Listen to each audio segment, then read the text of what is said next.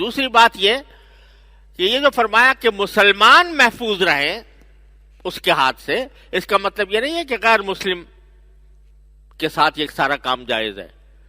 کوئی غیر مسلم ہے تو اس کو آپ گالی دے دو، اس کو ناحق تکلیف پہنچا دو، اس کو ناحق برا کہہ دو.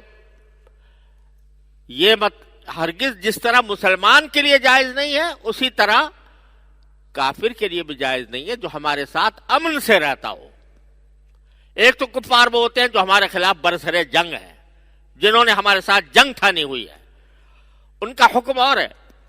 لیکن وہ غیر مسلم جو ہمارے معاشرے میں رہتے ہیں، ہمارے درمیان رہتے ہیں، چاہے ہندو ہوں، چاہے عیسائی ہوں، یہودی ہوں، کوئی بھی ہوں، لیکن ہمارے درمیان رہتے ہیں، امن کے ساتھ رہتے ہیں، تو ان کا بھی حکم یہی ہے کہ ان کو ناحق تکلیف پہنچانا بالکل ناجائز ہے.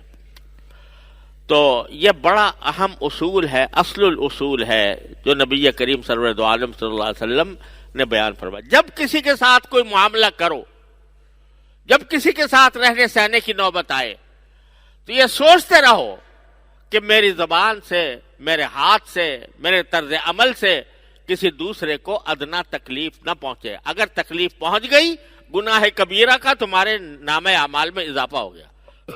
ایسے گناہ کبیرہ کا اضافہ ہو گیا جو صرف توبہ سے بھی معاف نہیں ہوگا جب تک کہ وہ صاحب حق تمہیں معاف نہ کرے.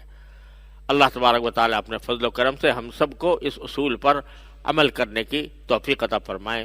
وآخر دعوانا www.darsequran.com